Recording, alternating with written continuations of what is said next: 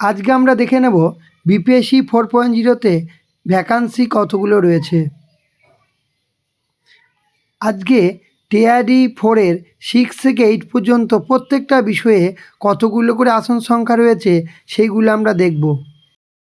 হিন্দি বিষয়ের সম্ভাব্য আসন সংখ্যা থাকবে 1096। সায়েন্স বিষয়ের আসন সংখ্যা থাকবে 2188। এইবার আমরা দেখে নেব এসএসটি অর্থাৎ সোশ্যাল সায়েন্স। সোশ্যাল সায়েন্সের সম্ভাব্য 6 থেকে 8 পর্যন্ত ভ্যাকান্সি থাকবে 1190, অর্থাৎ ভ্যাকান্সিটা অনেকটাই কম হবে। ইংলিশ বিষয়ের সম্ভাব্য আসন থাকবে 1929, অর্থাৎ আসন সংখ্যা অন্য বিষয়ের তুলনায় অনেকটাই কিন্তু বেশি থাকবে। এইবার আমরা দেখে নেব সংস্কৃত বিষয়ের সম্ভাব্য 6 থেকে 8 পর্যন্ত আসন সংখ্যা থাকবে 1225 মতন।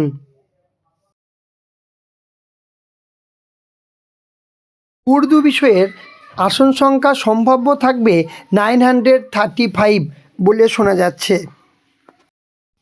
এবার আমরা দেখে নেব টিআরই যে 4 আসতে চলেছে সেখান থেকে নবম এবং দশমের আসন সংখ্যা কত থাকতে পারে সেই সমস্ত বিষয়গুলো আমরা এবার দেখব। এইবার আমরা দেখে নেব হিন্দি বিষয়ের সম্ভাব্য আসন সংখ্যা থাকতে পারে 1074। যারা পেপার 1 পাস করেছিলেন তারা এটাতে কিন্তু আবেদন করতে পারবেন। এবার আমরা দেখব যারা ইংলিশ বিষয়ের ওপরে পেপার 1 পাস করেছিলেন তাদের সম্ভাব্য আসন সংখ্যা থাকবে 1957, অর্থাৎ নবম দশমে কিন্তু ইংলিশ বিষয়ের ওপর একটা বড় ভ্যাকান্সি দেখতে পাওয়া যাবে। এইবার আমরা দেখে নেব সায়েন্স বিষয়ের ওপর যারা পেপার 1 পাস করেছিলেন তাদের জন্য সম্ভাব্য আসন সংখ্যা থাকতে চলেছে 1042। ম্যাথে নবম দশমে ভ্যাকান্সি থাকবে সম্ভাব্য 766। যারা পেপার 1 পাস করেছিলেন তারা এটাতে আবেদন করতে পারবেন।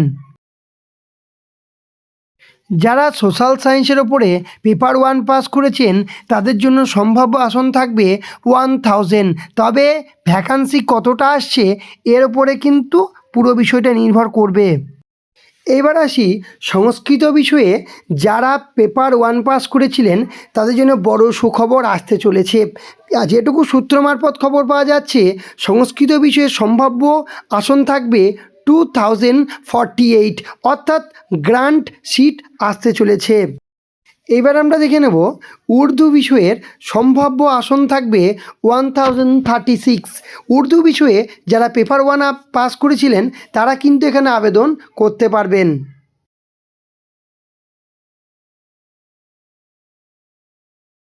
এইবার আমরা দেখে নেব টিআরই যে 4 আসছে সেইখানে একাদশ দ্বাদশ শ্রেণীতে, অর্থাৎ যারা পেপার 2 পাস করেছিলেন তাদের জন্য প্রত্যেকটা বিষয়ে কত করে ভ্যাকান্সি থাকবে এবার আমরা সেটা দেখব। জুওলজি বিষয়ের সম্ভাব্য পিজিটিতে, অর্থাৎ যারা পেপার 2 পাস করেছিলেন তাদের জন্য ভ্যাকান্সি থাকবে 449। এবার আমরা দেখে নেব বোটানি বিষয়ের সম্ভাব্য ভ্যাকান্সি থাকবে 1176। এইবার আমরা সূত্র মারফত যা খবর পাচ্ছি কেমিস্ট্রি বিষয়ে ভ্যাকান্সি থাকতে চলেছে সম্ভাব্য 3811, অর্থাৎ ভ্যাকান্সি কিন্তু অন্যান্য বিষয়ের তুলনায় কেমিস্ট্রিতে অনেক বেশি থাকবে বলে সূত্র মারফত খবর পাচ্ছি। এবার দেখব ম্যাথের সম্ভাব্য ভ্যাকান্সি থাকবে একাদশ দ্বাদশ শ্রেণীতে 657। এবার আমরা দেখব ফিজিক্স। পিজিটি ফিজিক্সের সম্ভাব্য ভ্যাকান্সি থাকবে 1758। মারফত যা খবর পাচ্ছি ইকোনমিক্স বিষয়ের সম্ভাব্য ভ্যাকান্সি থাকবে পিজিটিতে 138।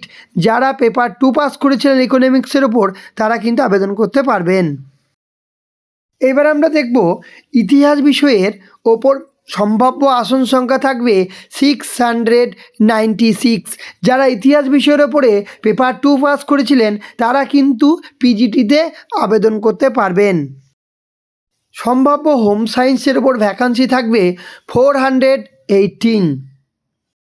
সম্ভাব্য মিউজিক বিষয়ের ওপরে আসন সংখ্যা থাকতে চলেছে 736।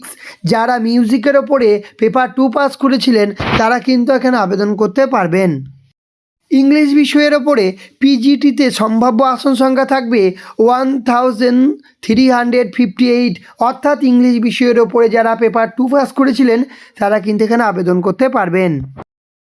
যারা উর্দু বিষয়ের ওপরে পেপার 2 পাস করেছিলেন তাদের জন্য আসন সংখ্যা থাকতে চলেছে সম্ভাব্য 970। দেখব সংস্কৃত বিষয়ের ওপরে যারা পেপার 2 পাস করেছিলেন তাদের সম্ভাব্য আসন থাকবে 746। এবার দেখব আমরা হিন্দি বিষয়ের ওপরে যারা পেপার 2 পাস করেছিলেন তাদের জন্য সম্ভাব্য আসন সংখ্যা থাকতে চলেছে 739।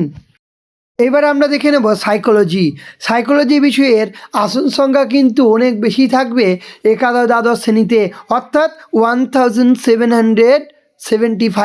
কিন্তু সাইকোলজিতে যারা পেপার 2 পাস করেছিলেন অনেকজনেরই কিন্তু এখানে চাকরি হয়ে যাবে।